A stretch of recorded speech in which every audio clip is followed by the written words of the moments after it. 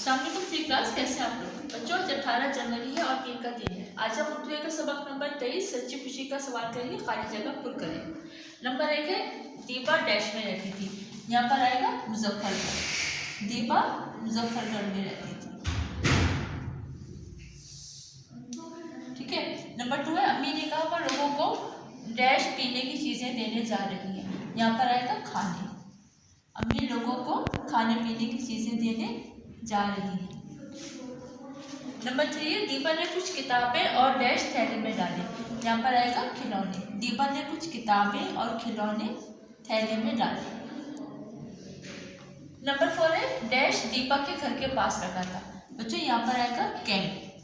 Camp Deepa के घर के पास लगा था। नंबर 5 है दीपा ने जूते एक डैश पहले खरीदे थे।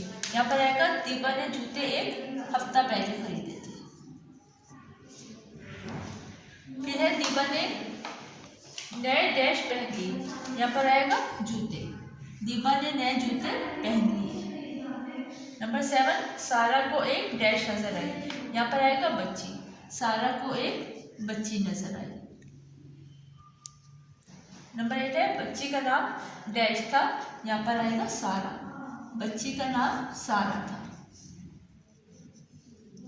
फिर नंबर 9 है हुकूमत ने लोगों की मदद के लिए डैश लगाया था।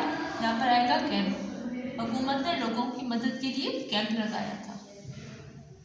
नंबर 10 है सैलाब की वजह से बहुत डैश हुई। यहाँ पर आएगा तबाही।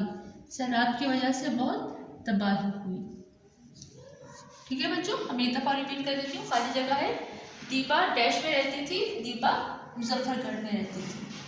अम्मी ने कहा वह लोगों को डैश पीने की चीज़ें देने जा रही है। यहाँ पर आएगा खाने।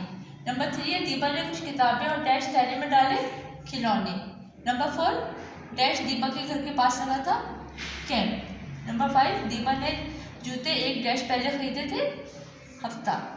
दीपा ने नए डैश पहन लिए जूते। सारा को एक डैश नजर आई बच्ची। नंबर 8 बच्ची का नाम डैश था सारा। नंबर 9 हुकूमत ने लोगों की मदद के लिए डैश लगाया था कैंप। सैलाब की वजह से बहुत डैश हुई तबाही।